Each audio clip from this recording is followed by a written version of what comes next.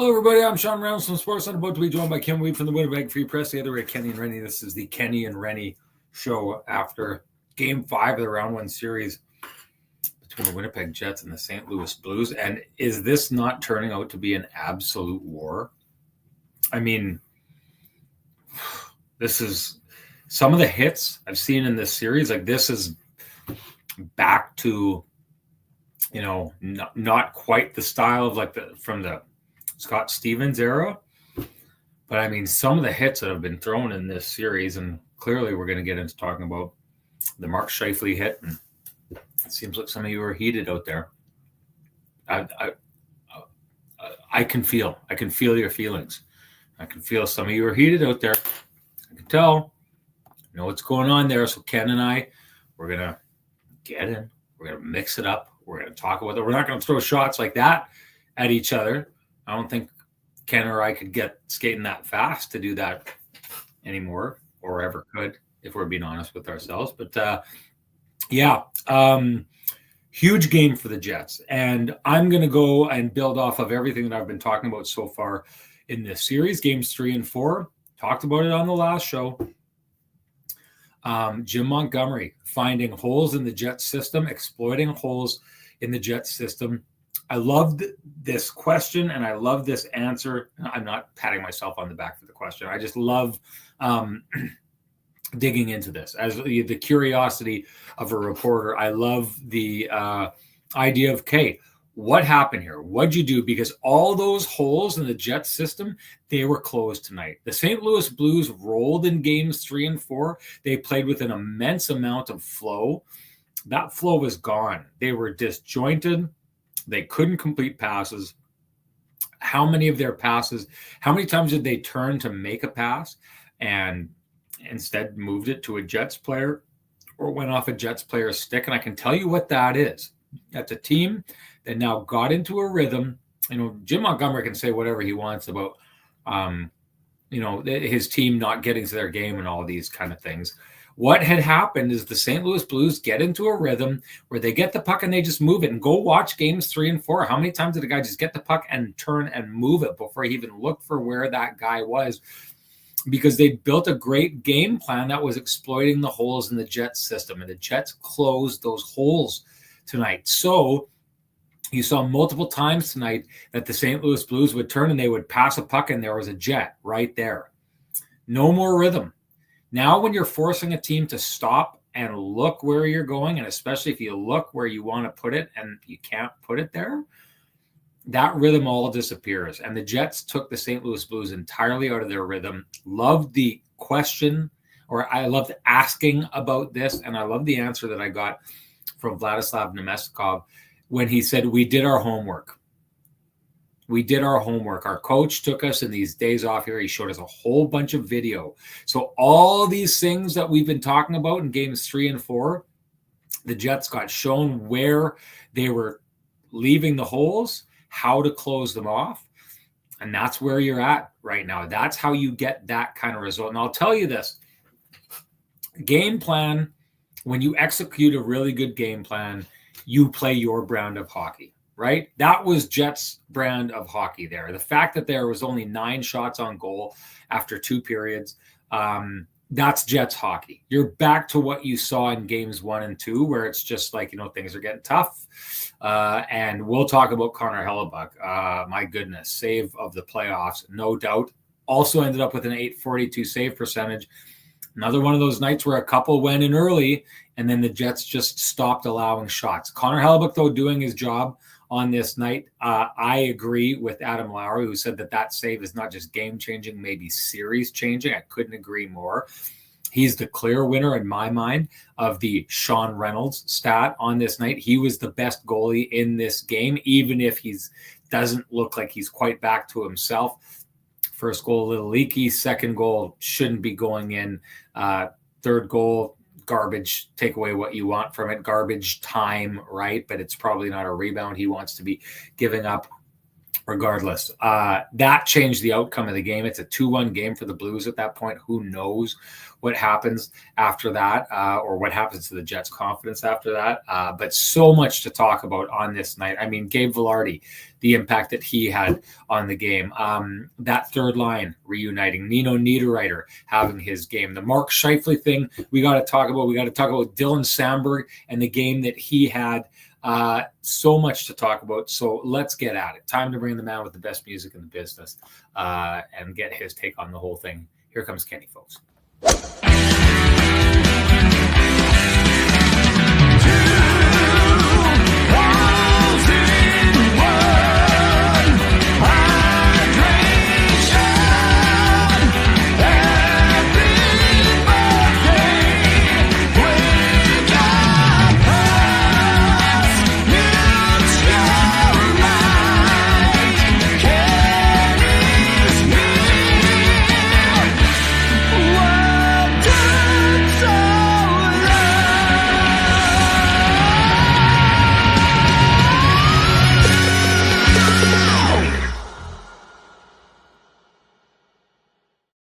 Kenny, am I right that that's a tie? Is that a Sean Reynolds tie? It is, buddy. It is. I thought so. I was looking, someone stole it from my tie drawer a couple, a couple months back or something like that. And then I seem to have found the culprit here today. No, that's not true. I passed that along to Kenny because I wanted to share in the wealth of the Vittorio Rossi goodness. And that is just another example of some of that Vittorio Rossi goodness that you're rocking and I'm rocking on this night. If you'd like to get in on the Vittorio Rossi goodness, folks, you know what to do. Head on down to Vittorio Rossi on Corden Avenue. Walk in, loudly proclaim Kenny and Renny sent you. Ask for Frankie and the boys, and the Vittorio Rossi goodness will be yours, folks. Ken, banger of a game. Jim Montgomery thought it was the best game the Winnipeg Jets had played in this series, the worst game his Blues had played. I think it's the worst game the Blues have played because the Jets made them play a bad game with their system to a degree that they just took any and all rhythm out of their game. No rhythm and blues on this night, just disjointed blues on this night. And who wants to listen to that? What's your take on what you saw here tonight? Yeah, impressive. I mean, the Jets were challenged by their head coach. They challenged his goalie to be better than the other goalie. He challenged his best players to be better than the opposition's best players. And he asked his meat and potato guys to be better than the meat and potato guys on the Blues. And I would say, Sean, in all three of those cases, that was the case in this effort. And it was the Jets' best game of the playoffs. Yes, the third period was loose at times, sure. But it was domination station in the second period. And they basically, I'm not going to say they took them out of the series, but they certainly took them out of the game with the decisive effort. Jets did to the Blues what the Blues did to them in the last two games. Flipped the script. They found holes in the system. They poked a few holes, and the Jets opened up the points, same way the Blues opened up the points on them for two games. And it was just an impressive effort. Sean, what the biggest thing we talked about going into the series, into this game this evening, Jets had nothing from their second and third lines. The middle six forward group had combined for one empty net goal.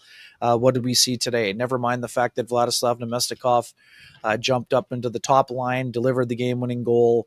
But look at Mason Appleton, 3 helpers for Appleton. Adam Lowry, another empty netter. Namestnikov, goal and an assist on the back end. Samberg and Pionk with points. Niederreiter, goal and an assist. His first goal of the series. And where does it come from? From his office outside the blue paint with a perfect tip. Sean, we talked about this. Nino Niederreiter had not had a tip chance in the series, I don't think, to this point. And that's what he gets done when it matters most. It was a decisive effort from a lot of people. Dylan DeMello with his best game in the playoffs this year by, considerable margin. He's had a wild playoff that included illness knocking him out, battling through when he wasn't 100%. And in Game 5, he was absolutely a force to be reckoned with. Boxing out machine, and his efficient puck moving allowed the pairing with he and Dylan DeMello with Josh Morrissey to really have an impactful game here. Dylan Samberg, just an absolute beast and a force on the back end. don't dive. No, we'll dig into that's a flyby here. We'll get into him a little bit later, but his ability to kill plays was back on display throughout. Kyle Connor, a goal and 2 assists for 3 points. They basically did everything they needed to do in this game, Sean. They were physical. They gave it back, 44 hits to 38 for the Jets. It was another bruising game, and it was an impressive one on a number of fronts. And yeah, I mean, penalty kill got the job done again. Power play, looked a little better at times with Valardi on it, but also gave up that chance to Sundqvist that honestly was a series changer. Adam Lowry was right. It wasn't just a game changer. It was a series changer. If that one goes in, who knows how the game goes? As you mentioned, I mean, it didn't mean that the Jets were going to fold or anything like that, but it gave Connor Hellebuck the type of lift that was required at a time when, he hadn't been playing his best. I mean, these are facts. But what was also a fact is that he rose to the occasion, and Sean, we'll dig into it a little bit more, but, we had a pretty lengthy conversation about what we wanted to see from Connor Hellebuck, and some fans don't care if they hear from him or not, and that's totally fine. But the fact that, I'm going to say this right now, I mean, I'm not saying it's the reason they won. Of course it's not. The fact that Connor Hellebuck went out on Monday and spoke to the media and said he would be better was an important step for Connor Hellebuck. I thought it was important for him to get it out of the way so that he wasn't thinking about it the day before the game. And it allowed him to be of clear mind when he got into the net this evening and, delivered an important performance. Yes, I mean, the third goal hurts his goals against average and save percentage, but who cares? That was all that matters for Connor Hellebuck right now is W's. Save percentage and goals against average is, just ask Grant Fuhrer what he thinks about goals against average with all the rings that he's got in his trophy case. So anyways, I thought it was important. That was important for Hellebuck. I thought that it was important that, he showed some very good accountability. He's a guy who's grown into a leadership role in this team, and that was a sign of leadership to me. And he went out and backed up his words with a solid showing. Yes, the goal has to be stopped. The one by Snuggerud. Snuggerud's having a heck of a playoff. Connor just lost his net there, Sean. And that was a time when everyone's been talking about how he's been sitting back and not challenging. Well, he did go out and challenge on that one, but he kind of lost the net and allowed a short side goal that he's got to have. But he didn't let it compound the issue, right? So the tip goal by Walker, that's nothing really he can do about that one. It goes through him. Well, but it was tipped. I mean, it was, I don't know. I got no issue with that. If a tip goes off and to the side, like if a tip is avoiding a goaltender, that's one thing. It changes direction. Yeah, it goes through him. What happened to Big and Boring? We'll disagree on that. I mean, that's fine. I mean, I'm not saying not every tipped shot is an unstoppable shot. Well, I didn't say it was unstoppable. I just don't have an issue with it. Yeah, because they should have been tied up for me. I'll say this. So this is interesting because we're going to go to Corey May says this, and he says, "I don't care if Helly gives up a crap goal as long as we get more than them." I think Ken is on the side of that. This is a hot take, as in this is a good take. I'm on the side that it's a bad take. No. I don't like it at all. You can't be giving up freebies. You can't be giving up freebies in the playoffs. Okay, I guess this is my way of saying I feel you're building this into more than it is, right? Like if Connor Hellebuck doesn't make that paddle save, it's probably a different game. He still has an .842 save percentage.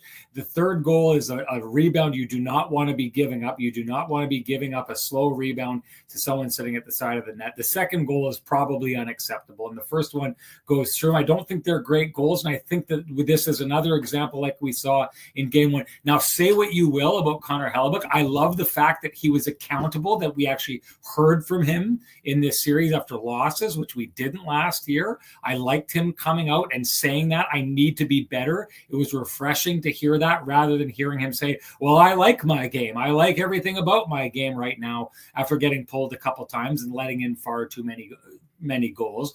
But this, to me, even though he's the better goalie in this game, and I don't think it's a question, I think this was an off night for Binnington. But I don't think this is Helly arriving back in the series yet. Like, he saves that one and it's huge. And I do agree. Like, I think that's a different game if he doesn't save that. So he comes out and he saves that, and that's huge. that's important. But this idea of Corey May saying, I don't care if he gives up a crap goal as long as we get more than them. The whole point of giving up the crap goal is like that goal he gives up, it's 2-2. And the Jets are required to go out and get, a career-defining game by Vladislav Namestnikov to come out and end up on top of this in a game that they were the dominant team, right? Like the St. Louis Blues were right there until Vladislav Namestnikov went into that mode, and I thought that Kyle Connor had just a phenomenal game. But letting a bad goal in that makes it 2-2 is not a sign that everything was back and everything is fine.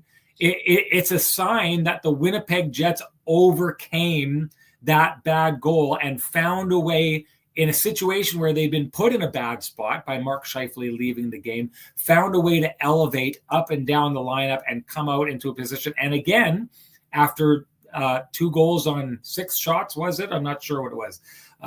It was something like that. The Jets did what they did in game 1 where they, where he allowed 3 goals on 10 shots, and they just didn't let the opposition shoot anymore. And that's important. Like I don't, Connor Hellebuyck is part of this for sure, but I just feel like there's always this effort at all times to say, well, yeah, 842 save percentage and never should let in that goal, but he made the right save. It's just like, again, it takes away, I think, from what the Winnipeg Jets did on this night. This was not a goalie win, although I say it, maybe it is. Maybe it's a goalie win because that one shot save is so impactful that it's that. I still feel you're blowing it out of proportion with the 3 goals that he let in on this night. Either way, Corey May, we're giving you some kind of hot take award. You're going to win one or the other. And that's your KNR hot take brought to you by Flame and Comfort, Manitoba's premier supplier of fireplaces, wood stoves, inserts, and everything hearth related.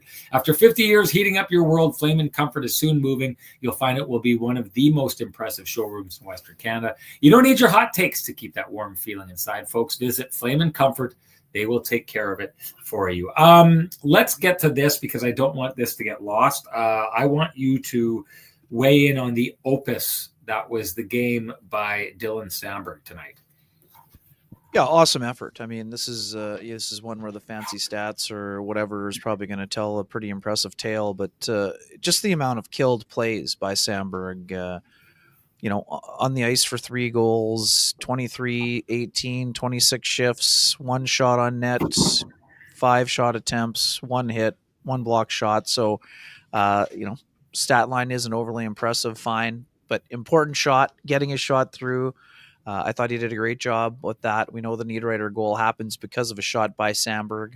I thought his ability to stretch out stretch out plays with the D-to-D passes created a bunch of lanes for Neil Pionk, who also had a shot on net, 4 shot attempts, 3 hits, 3 block shots. So, I mean, I thought that pairing was excellent. It was a kind of an omnipresent type of game, Sean, the Paul Edmonds special. He's here, he's there, he's everywhere. Just really impressive. I thought that his composure is mentioned here by Terry Trey, and his composure with the puck was so impressive. We've talked a lot about these Jets issues, Sean, in games 3 and 4 being related to their inability to get clean zone exits. The clean zone exits were not there with nearly as much efficient. They just were not efficient in their, the forecheck by the Blues was disruptive. They were hammering everything that moves. The Jets just struggled getting out of their end. They had a couple goals that happened as a result of not clearing the zone. And this was just a much better game on that front. Connor Hellebuyck moved the puck better. And I also thought that Dylan Samberg was absolutely awesome. I thought he was really impressive in the game, Sean. Again, he had a really good game earlier in the series, but kind of a signature moment for him throughout the course of the game. I thought he was really solid. That pair was excellent, and they were leaned on heavily because what we know in this game, not to change gears, but Josh Morrissey was getting drilled almost every single time he had the puck, and Josh showed incredible battle to get through. Braden Schenn absolutely wallpapered him at the end of the first period. He was nailed by Faxa earlier and looked like he was quite shaken up. Can I Sorry, you get go you to back to hold off Sandberg. on Yeah. this? I wanted to take on Sandberg here, and then we'll come back to this because it's part of a theme in the show of how the St. Louis Blues are going after the Jets' top players. I just wanted to touch on Sandberg, and I love this point made almost in perfect timing with Granny Bomber fan, who says, I only saw Sandberg give one bad pass in the D zone. There was one time he turned the puck over, like Granny Bomber fan is talking about here, and I love that this happened. The reason I love it happened is he turned the puck over, and the tendency with younger players, and I still consider him a little bit of a younger player, but the tendency with almost every player is, oops, I screwed up. I need to go back and correct my mistake. And what he showed in that moment was the patience to not run and try and correct his mistake and run out of the position that he should have been in that time, to chase the play and then chase it into the wrong spot. And then what ended up happening is the rest of the Jets were there to kind of shut things down. It turned back in his direction, and then he killed the play and got it out of the zone right away after that, and not in a panic, right? I thought the composure level that he showed tonight was just at an insane level. And everyone knows how I feel about Dylan Sandberg and his game and the importance of his game to the Winnipeg Jets. But this was a night where, especially early on where things were pretty close and things get tied up. This is a night where like composure really mattered. And I honestly think that for the entire Winnipeg Jets team, Dylan Sandberg, to me, Dylan DeMello as well. What a game that he had. We're the most composed players on the ice, just handled things with aplomb. Such a good job. There's another game I think is like a career defining game. Like everything that Dylan Sandberg showed on this night is kind of really showed this was the perfect example of what makes him a great player. This is the cut this video, print, send it out. This is who Dylan Sandberg is. This is what he does. And I think we should say something about Dylan DeMello before we move to some of the other stuff as well. Sure. Slaven-esque, right? We've been starting to use that term a little bit more, and that soon it's going to be Sandberg-esque, but right now for folks who are, just still high on the Four Nations face-off, Sandberg's game is getting into that Slavin territory, and that's going to be an impressive or important part for the Winnipeg Jets. First, in terms of trying to close out this series, and then if they happen to move on and the stakes start to get higher, in the second round and beyond, that's the type of game that is required. I thought that Dylan DeMello was absolutely excellent, Sean. Not only does he get the goal on a carbon copy of the Justin Falk goal that goes off the pants of Neil Pionk, or the leg. Right. And that's all Gabe Valardi, Sean. We're sitting together, which is nice, up in the press box here. Hold on. We'll go to Gabe Valardi. Do Dylan DeMello first. Sorry, it's DeMello's shot. So. Tonight. I gotta. Okay. All right. So get to Gabe Valardi afterwards, because Gabe Valardi is the reason that goal happens. But just for sure, I was just touching on the offensive portion for DeMello, but right. his most important contribution for me is the exits, because the Blues are so busy trying to rock Morrissey. Dylan DeMello has to be the guy who's moving the puck out of the zone, because Josh doesn't have the same type of time, and it's tough right now for him. He's the guy that's generally leading the rush, but he's getting hit every time he touches the puck. So that means that enhances the pressure on Dylan DeMello to make smart plays and crisp zone exits. And I thought he did an exceptional job on that front today. We've been saying the Jets have to be way better at boxing out, and DeMello did a great job on that front. So did a lot of guys on that back end. But really noticed DeMello's effort today. And again, 21-47, three shot attempts, 3 hits, 1 block shot, 2 takeaways. I thought he was all over the ice, and he, won a couple of really nice battles where he sealed players off behind the net, Sean, when he was under duress by the likes of Alexei Toropchenko, Faxa, those guys. I thought that DeMello, best. He was the 3rd star named in the game, and I thought he was absolutely dynamite in this game also. You had said it at one point. He was behind the net, and the Blues were pressing, and they were having a little bit of success. And then it went behind the net, and there was a contested puck. And the way he closed the puck off with his body positioning, I can't remember. Maybe you do. It was the play behind the net. I can't remember which Blues player it was. I thought it was Toropchenko, but I'm not 100% sure. I So thought it was just so people know, like the size discrepancy between Toropchenko and Dylan DeMello is vast. He's a big guy. Dylan DeMello isn't the biggest guy. This is one of these situations where people who talk about Dylan DeMello and maybe that he wasn't big enough to play playoff style hockey, this was an example of him under duress, handling it with just such a level of calm, like I'd said, the composure that he showed on this night. And then it was almost like he just calmly skated the puck out of the zone after that. And to your point, so he gets the puck to the net at the right time. He's smart enough to throw it where the chaos is. This isn't Dylan DeMello missing the net. This is Dylan DeMello seeing, I'm not going with this level of shot. I'm not going to beat Jordan Binnington. But what I may do is throw a puck there. And he's not necessarily thinking it's going to redirect into the net. He's thinking throw it into the chaos. Maybe it drops down. Maybe a stick bats it in, right? Give your forwards an opportunity. If they're creating chaos, get it there. It's smart for him to have done that. It ends up being an absolutely huge goal for the Winnipeg Jets that he makes happen along with Gabe Valardi, and we'll get to that and the explanation of how Gabe Valardi makes that happen. But just on this night at a time when, and people are bringing it up, and we're going to have to get to this too.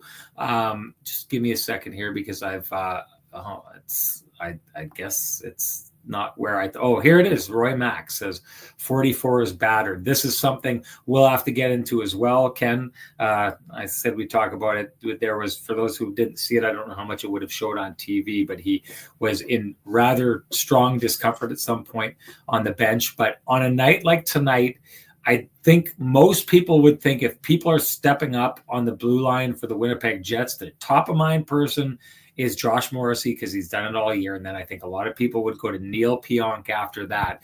This was a night where if the Jets had their best game of the playoffs, I thought their best two defensemen were Dylan DeMello and Dylan Sandberg, the guys who kind of play second fiddler, the support role to the leading actors on each of those defense pairings. And just add to the depth that the Jets won this game with. That's how they pull off this game. And that's I gotta say, I thought it was impressive.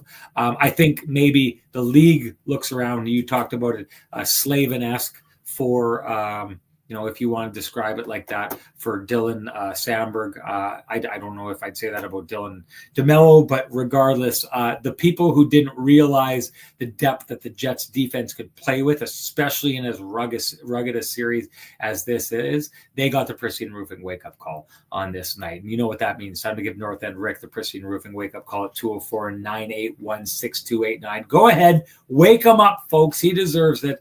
He's the guy you want to get down at your place for all your roofing, siding, and exterior needs. You can also call Pristine Roofing directly at 204-237-7663. Give your home the Pristine Roofing and Siding wake-up call, folks. You will be happy that you did. Okay, let's get into Gabe Valardi and how you feel he changed the Jets on this night, Ken. I think we've talked often about calmness to the Jets game when it pertains to their defensemen, and often Morrissey, you get just quickly Josh with 26-38 in a game where he was getting, like I said, getting crushed a lot because the Blues, that's clearly their game plan. But Valardi up front totally changed the dynamic. And Scott O'Neill mentioned it the day before. He reiterated it today. Just sort of slotted the Jet. Oddly enough, it slotted the Jets sort of in their right spots, quote unquote, for all of one period before they lost Mark Scheifele. But the ability to have Valardi back, I just thought that he didn't look like a guy who'd been out for 5 weeks, Sean, for me. The ability to, be up at full speed. Everyone wondered, are you going to use him in? Where's he going to fit? I thought from the beginning he would be put back on the top line, and, maybe there'd be some shifts where Iafallo jumps in and fills in. But I love the call from the beginning. This is not benefit of 2020 hindsight here. Valardi belonged on that line because they were one of the best lines in NHL for 60 games this year, essentially. So Valardi's ability to control pucks down low, Schenn, 2 shots on net, 3 shot attempts, 4 block shots, getting involved defensively, but it just his ability to steady things in the offensive zone.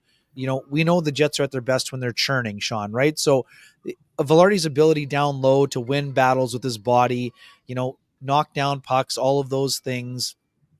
He knows where to find Kyle Connor. And again, this is not a knock on Iafallo, who works his ass off and has done a nice job on that line when filling in. Gabe just has another level and layer of skill that elite players can succeed with Valardi, because he puts them in spots to make them dangerous. And he went to the right spots. Great look right out of the gate. Connor found him, really good scoring chance. A couple of the times in tight, really did a nice job. And then too, there's that ability to get to the net. He makes Parayko, Parayko can't front him, but when he realizes he's there on the back post and is there for a tip in, he left a target. And again, I'm not saying Dylan DeMello wasn't shooting it off Parayko's behind and off his pants, but because he put him in that spot, when normally the defenseman, Schenn, one of the golden rules for defensemen, get your skates pointed north. Yeah, his skates were not pointed north when a shot was coming. So for a rare time, Parayko's kind of out of position and it goes in off his pants. And that's the chaos that the Jets, when the Jets are at their best and on their game, they're creating that type of chaos around the net. Often it's Niederreiter, often it's Valardi, but a lot of guys on their team are willing to go there. But I just thought that there was sort of a punctuation mark or exclamation point for Valardi in this game. And as Adam Lowry pointed out, Schenn, late in the avail, Gabe Valardi's only going to get better. This is a guy who's been out for 5 weeks. I mean, now you're getting parachuted into a series that is being played at 100 miles an hour and bodies are flying everywhere. And Schenn, when we saw the score get out of hand, we saw plenty of Blues cross-checking Gabe in the back to see how, to test him, to see how he was doing physically. 3 times in front of, I thought it was like the old wrestling move there, when you get up on the turnbuckle and you start 1, 2, and the whole crowd, and you have to stop after 10. I was like, man, is the NHL rule you have to stop after 3? Because he took 3 heavy ones there, but continue. Yeah, and I mean, that's sort of it. But I just think that Valardi is such a weapon for the Jets in a number of ways, and that weapon is going to translate into more power play efficiency the longer this moves along. But at a time when Mark Scheifele is, potentially going to be out, I mean, who knows? This is the time of year where information is going to be very scarce. But, I'm just going to say I'll be surprised if he's involved in Game 6. Who knows about Game 7? But I will be surprised. And if he does play, good on him. But, the fact that he left Mark's the kind of guy that would have been back in that game if he physically could do so. This wasn't the Jets are resting him and feel they're comfortable. I mean, that to me, that wasn't the scenario here. But who knows how a guy heals, modern medicine, all of that jazz. But if Scheifele is not available, and like I'm saying, that is an if, having Valardi can help withstand that type of blow. Like losing your top center is a blow. We've seen it with the Jets on multiple occasions in the playoffs in the last 7 years. And often it hasn't looked pretty, but today it did look pretty because of the way that Namestnikov played, the way that Lowry played, the way that Barron played in elevated minutes. But Valardi back, and Valardi's taking draws. He's getting involved all over the ice. I just thought he was excellent. I mean, what stood out to you about him bouncing back in? Well, I caught up with Jamal Mayers down when I was in St. Louis. It's not name dropping. It's just I want to show the source of where I'm getting this. I think that it's, I mean, you're talking about a guy who played over 900 games in the NHL, breaks down games. You can, and I have talked about, like, he's really sees the game well, and I've always really enjoyed breaking down games with him. And so we caught up in St. Louis. And so now he's texting me and he's just kind of like keeping tabs on the series. And he was just kind of blown away with what he was seeing from him back for the first time and how much he kind of changed the game. He said his hardness on the puck is impressive. And that's just it, right? Like Gabe Valardi gets the puck on the boards, and it's just one of these things where if you're the Blues, especially, like, think of it like this. If you fall down in a game and you're the Blues, and now you're chasing the game, and just to start chasing the game and building up some offense, you got to get the puck off Gabe Valardi in the offensive zone. That's not easy. That's a difficult thing to do. And I just saw tonight there was just a lot of cases where he's just that guy that makes it hard to get the puck out of your zone. And I just think, like we were saying, we're just scratching the surface with him getting back. But to your point, I mean, and we talked about this last game when I talked about the goal that goes in off Neil Pionk, and people are saying, oh, it's a lucky bounce and all of this kind of stuff. You know, that's what people want to do. They want to assign that the other team you don't like gets lucky bounces. Our team earns those bounces. This is one of those things why I said last game, the Blues earn that bounce when it goes in off Neil Pionk, because Neil Pionk is chasing his guy. Same thing, the guy kind of button hooks around him, and Neil needs to turn towards him to face him to try and keep him away from the front of the net. That's what happens on this night. But Gabe Valardi does it in kind of a cerebral assassin kind of way, right? He gets away from Colton Parayko. He doesn't go mano a mano front of the net with him, because as big and strong as Gabe Valardi is, he probably knows Colton Parayko is going to win that battle. Colton Parayko is a beast. He is massive. He's huge. So what does he do? Well, he sneaks around the net, uses the net as, like basically, I don't know what I'm trying to think of here. That you can't get to him because the net it's an obstruction. He uses it as an obstruction that Colton Parayko can't get to. And then he sneaks around to that back post. And if you've been watching tape, you know that you have to be careful when that guy's there, because he's so good with his hands that a floated shot to the side of the net, Gabe Valardi is the kind of player that could redirect that into the net with his stick. So Colton Parayko turns and has to pay attention. Happy birthday to you, Will. It's about time you showed up. Come on, man. What are you doing? You were half an hour into the show. Anyway, so Colton Parayko has to turn, and to your point, skates headed north. Teams defend really, really well, and it's hard to score on them with shots from the point if their defensemen are locked in, watching the point, because then they get to step in front of that puck and turn it up ice. We talked about it last show. Gabe Valardi turns Colton Parayko so that he's not watching the play anymore, and now all he is another thing for the puck to ricochet off of into the back of the net, and it's a huge goal. I don't think he got a point on it. That's Gabe Valardi's goal.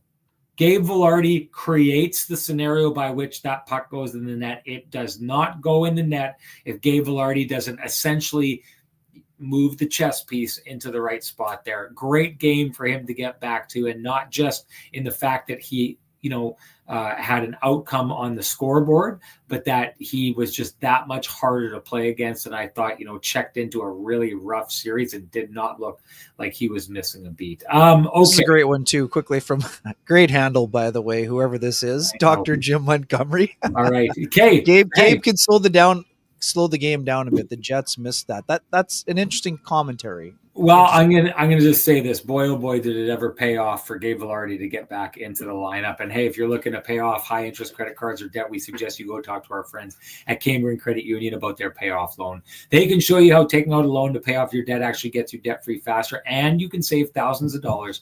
Go to cambrian.mb.ca to book an appointment online. And Ken, could you give a shout out to Sweet Lou?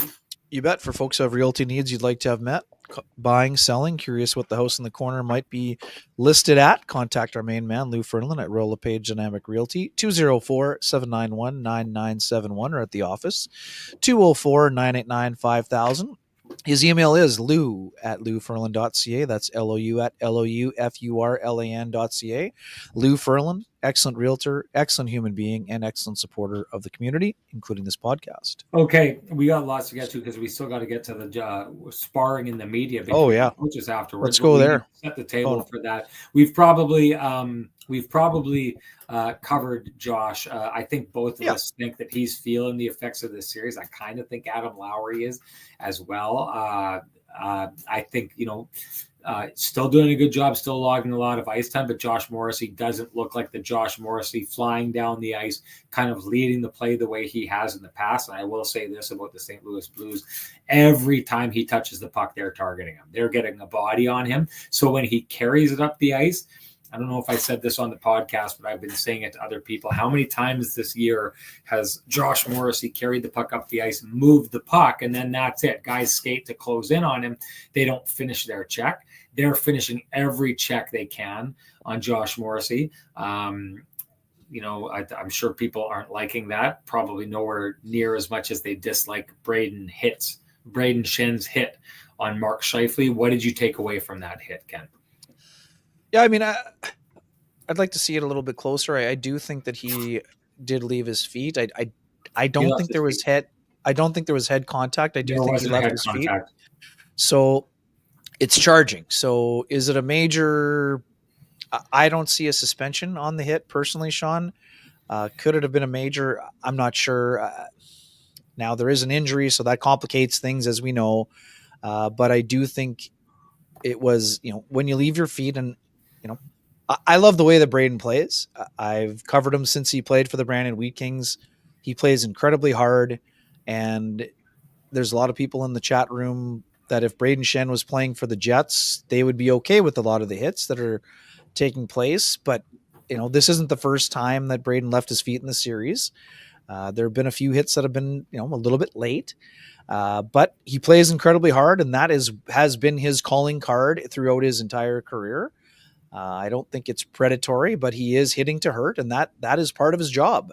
Where this is going to go from here, we'll see. But I do think he left his feet. I'm not completely sold it was a major. I don't think it was, but should they have looked at it? I'd have no problem if they did. Well, we'll get into that with the coaches for sure, because that's something that they're looking at.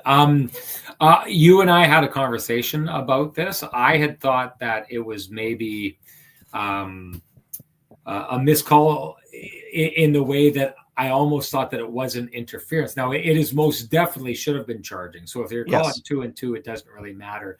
I checked in on the rules just because what a lot of people I've been talking with, in messages back and forth. Colton Parayko stops the puck with his feet that is going along the boards, and it ricochets, and it's going to hit Mark Scheifele in the shoulder. And you can actually see that Braden Schenn, as he hits him, Mark Scheifele, the puck's about 2 inches away from his shoulder, and then as he hits him, Scheifele's shoulder makes contact with the puck. I think, and again, we always talk about this about the officials. If they missed the leaving the feet, they missed it. That's on them, right? It's real time, but still, that's their job. That's what they should be looking for. I think when people are talking about late hit, I think that there was maybe a thought process with the officials that the puck was right there, like within inches of Scheifele's body, that if you're going to go target a player that has the puck within a couple of inches of them, that's a fair target. I went and I checked the rules. The player has to have possession. So I don't know that would be considered possession. So they're probably right with, I guess this is pick your poison. It probably is interference. But I can understand how the refs would not think it was because of where the puck was and how close it was to Scheifele, and the fact that it was probably just about to hit Scheifele's shoulder. So all the people who are saying it's a late hit, I actually think he's arriving slightly early because of where the puck had. People are thinking it's late because the puck had gone past Scheifele, but it's coming back towards him, and it's right there. I think he had committed before that, though, don't you think? What's that?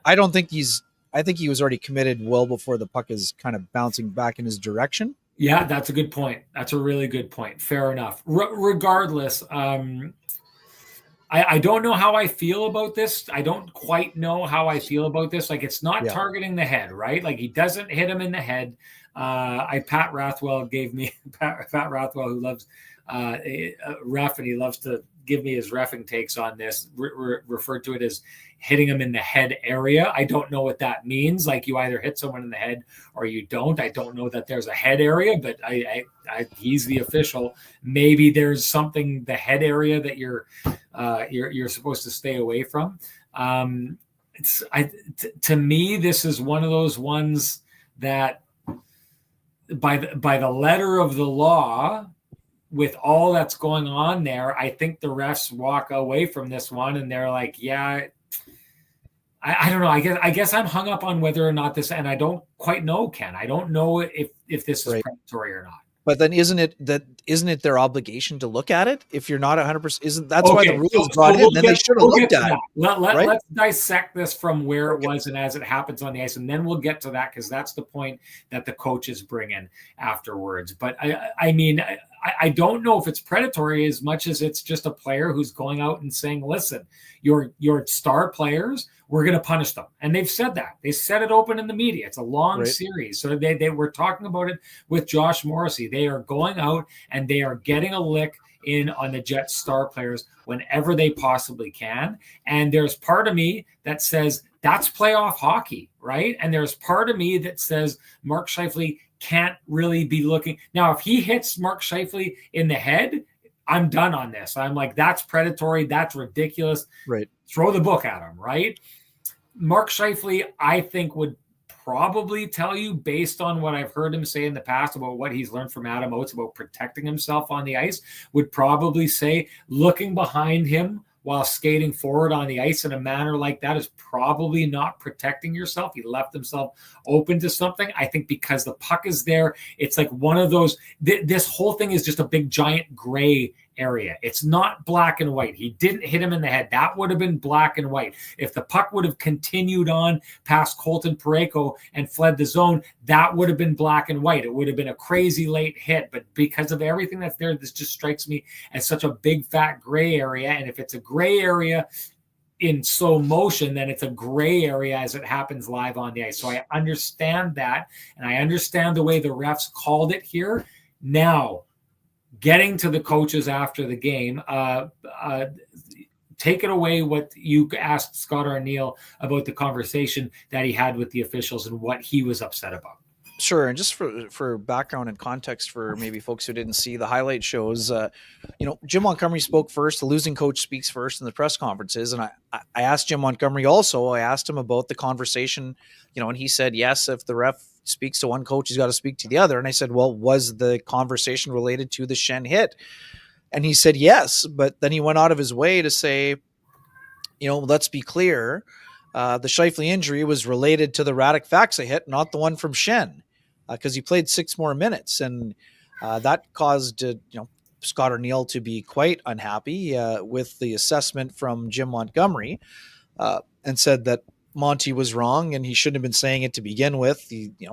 He's totally off base, and a little bit, it brought a little extra spice to the scenario. But Scott Arniel was quite adamant. He felt it was a predatory hit. He felt it was a blindside. There was a blindside nature to it, and he felt it was a dangerous play. And again, I don't think this is grandstanding.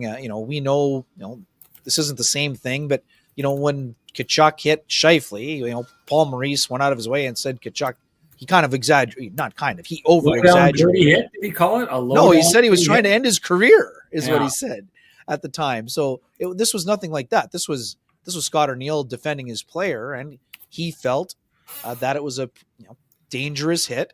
And then he also offered that the Jets had been talking to the league officials about those types of hits from Schenn and others. What do you take away from that? What have they been specifically saying, do you think, to the league? I think they've been saying there are late hits, and Schenn has left his feet.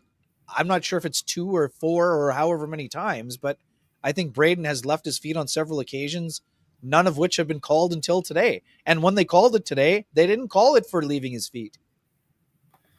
Yeah. So I wanted to make something clear here. One also quick one. Braden, the way that Braden hits, when the impact happens, often there is that inertia that takes him forward. I don't think he's jumping at players every single time either. He left his feet before contact, though. He left his feet for, and this is what Carson Kortvrand said here. I think the fact that Schenn's feet left the ice makes it predatory. So yes, it's predatory because it's a guy taking a guy he knows has got in a bad spot here, and he's trying to blow him up, right? And he leaves his feet, which is a charging. So this is definitely, in my mind, I think I kind of got lost a little bit in the whole idea of the gray area around where the puck was and all these, because I'm thinking of the Jordan Kyrou hit where Kyrou. Now I just went back quickly and looked at this, because I bet you the Blues look at this and don't think that it's that much different from the Jordan Kyrou hit, right? Except Logan Stanley definitely doesn't leave his feet. The other part about it, though, is that the puck is flying by, and I just watched it to make sure. Jordan Kyrou, the puck goes flying past him, and he sticks his stick out, and I thought that maybe he missed it. Now you can see on the replay, Jordan Kyrou just slightly touches the puck. But to your point, Logan Stanley's going to blow him up regardless if he touches that or not. He's committed, so he's going to blow him up, right? And the idea being the puck is right through the area, and that player is attempting to play the puck, right? And I would think that this is maybe kind of lines up, but Corson Cartvian nails this in that he says that because he leaves his feet, it's predatory. Because he's not really seeing him coming, it's predatory. Although, I don't think Jordan Kyrou saw Stanley coming, but I'm not comparing the two hits because there's no jump. Like, in the end, the jump makes it predatory. I guess the question then becomes, if it's predatory, do you think there's any chance that he gets suspended? I mean, there's always a chance.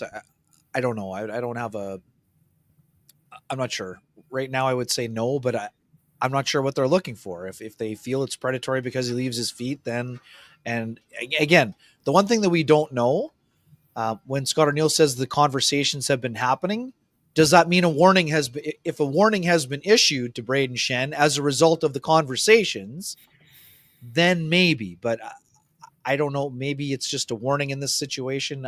I'm not sure. Sorry. I'd love to have a better answer. I just don't. I mean, do you have are you? Well, do you have a feeling one way or the other?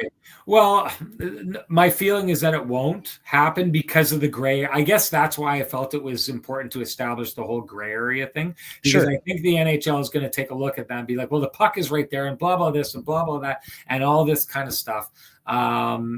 So that I think that's why it was important to establish the whole gray area thing, because I think that's going to have an effect on how this goes. Now, that said, Scott Arniel's been doing his job throughout the series in bringing this to the attention of the NHL.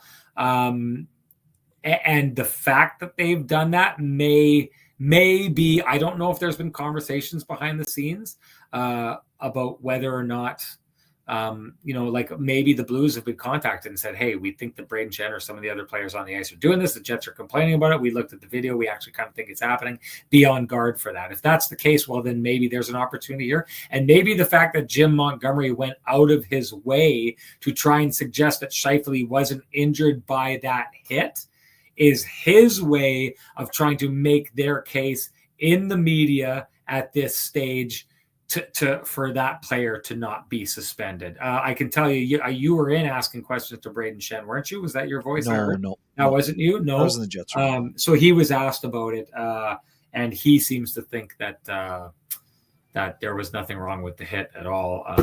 The leaving the feet. He said, I haven't looked back at the video, but anyway. He said there was no head contact. He went on no head contact. That's what it was. No head contact. Okay. We do kind of have to get into that though quickly before we move on. The snapback from Scott Arniel, who's friends with Jim Montgomery, but was not at all happy with him weighing in on when and how Mark Scheifele got injured, saying, I didn't know he had a degree in medicine. He wasn't happy. And I just kind of wanted your take on the kind of gamesmanship that was happening at the end of the game between Jim Montgomery and Scott Arniel.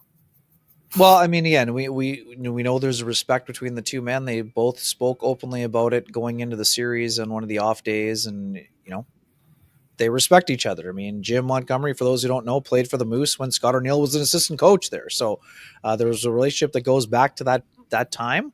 I was the one asking Jim Montgomery about Scott Arniel on one of the days also, and he went out of his way to say that he was one of the people that reached out to Scott when he got the Jets job to say, you're going to do a better job this time. You're ready and all those things. So there's definitely a respect there. But I think that one of the issues in coaching, and although, Scott Arniel didn't want to talk about it, but one of those other issues, wasn't it in the Boston game, where I think one of the things you're not supposed to be beaking other players. And in this case, Montgomery wasn't beaking Mark Scheifele specifically, but he made a declaration based on, his observation.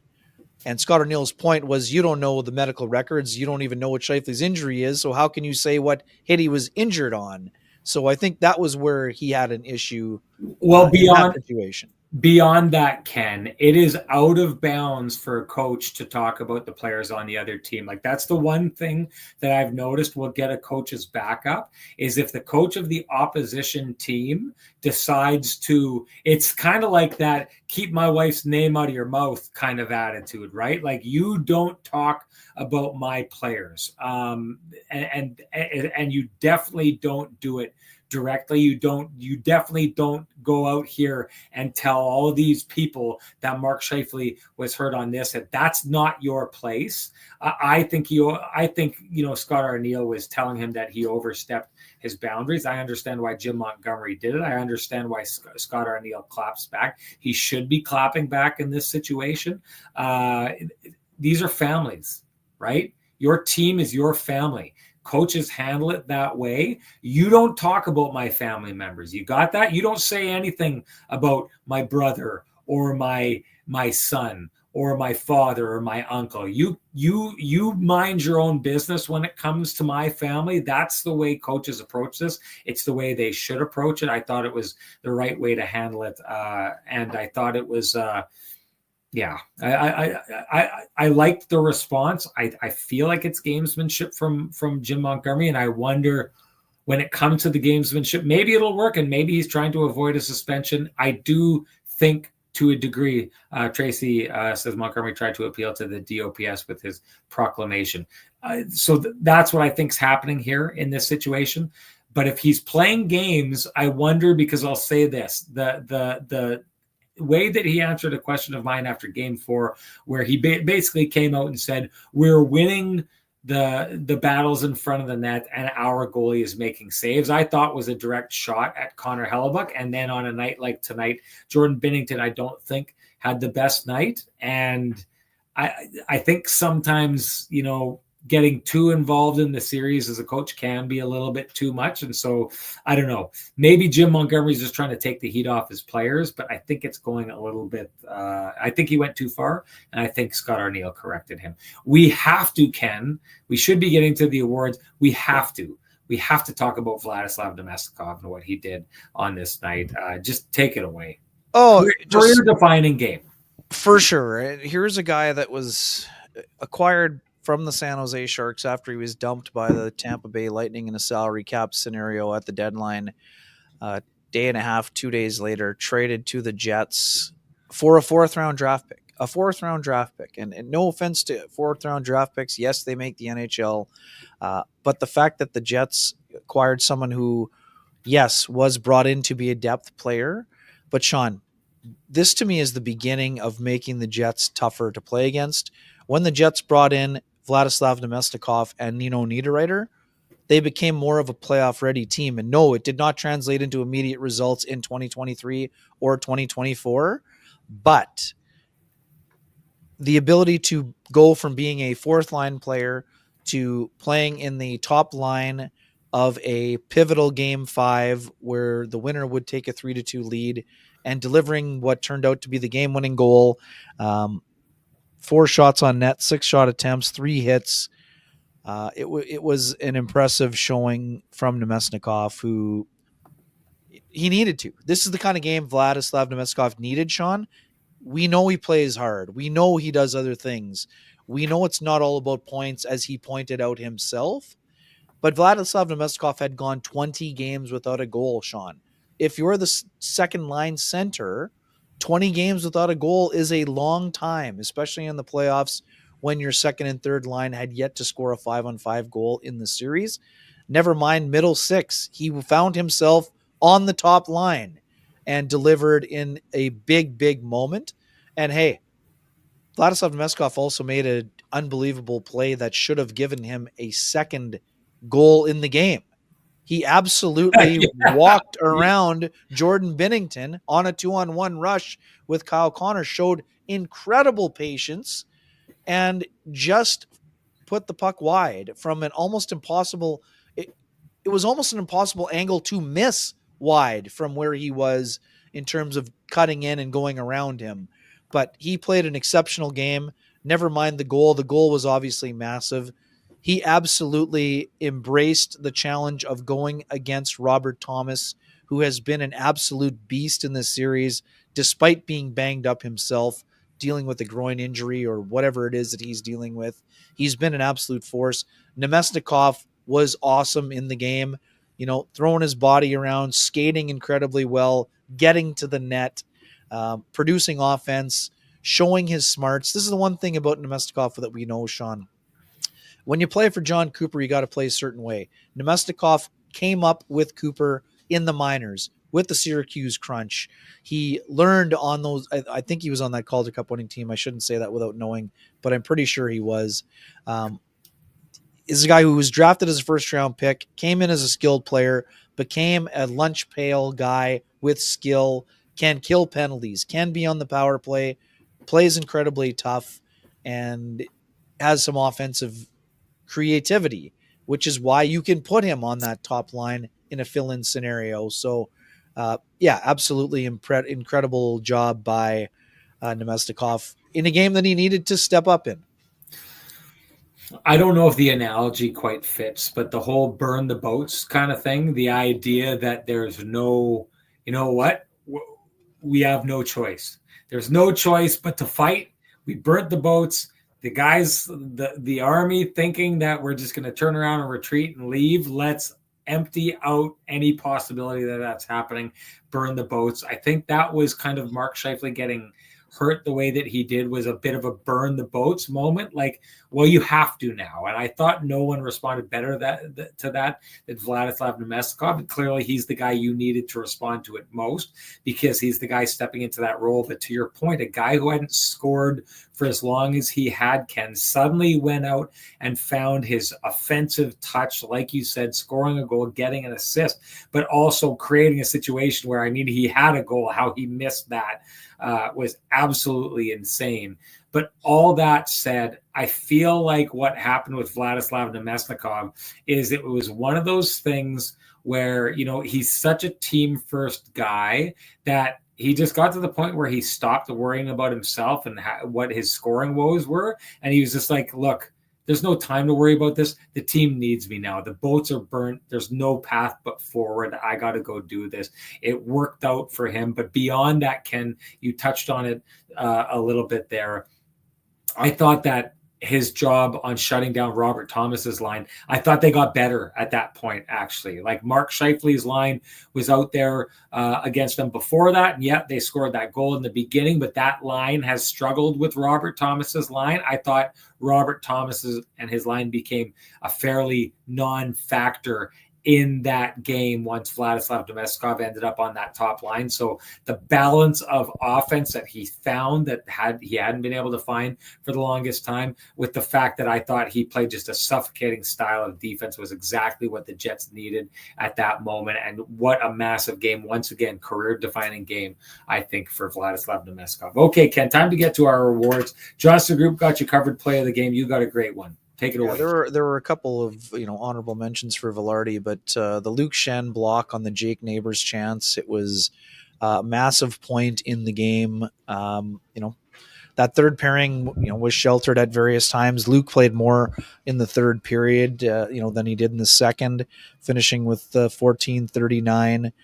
He had 2 shots and 3 hits and 2 block shots, but that block on Neighbors, it was still a very tight game at that time, and that was just a massive play.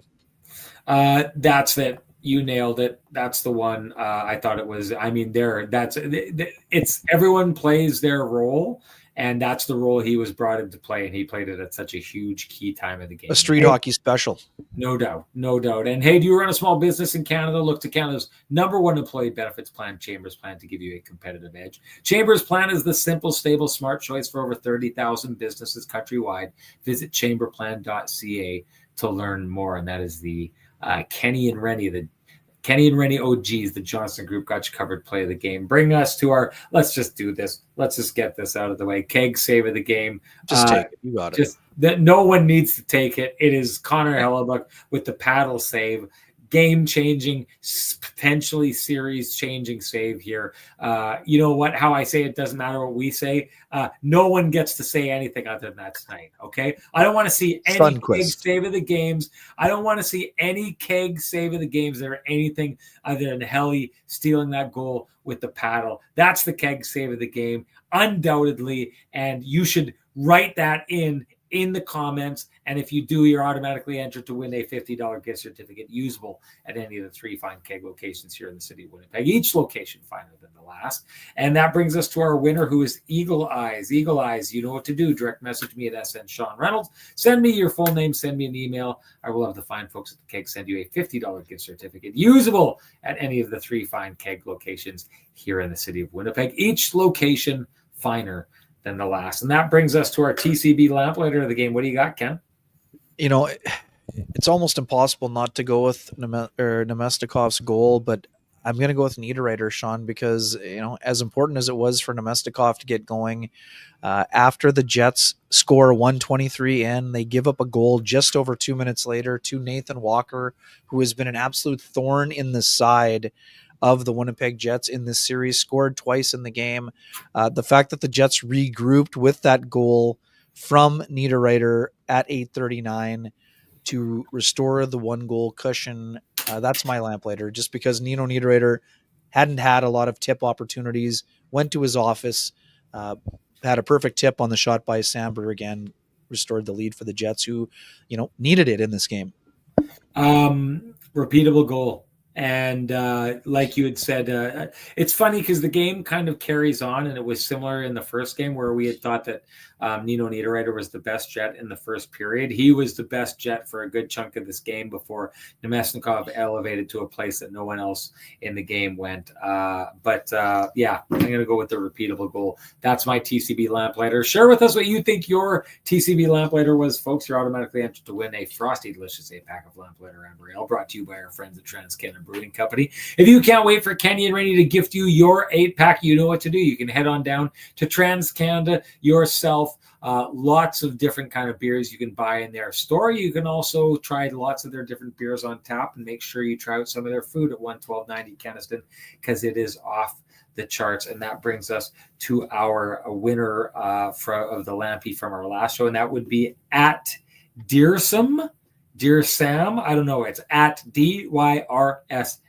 So you know what to do at DYRSM. Direct message me at Sean Reynolds. Send me your full name. Send me an email. I will send you a voucher for a Frosty Delicious 8-pack of Lamplighter Amber Ale, brought to you by our friends at TransCanada Brewing Company. You are about to find out, dear Sam. It is the nectar of the gods. Ken, anything to say before we get going? Happy birthday to you, Will. I said it's almost impossible. I didn't say it was impossible. If it was impossible, I would have picked it. But happy birthday anyway.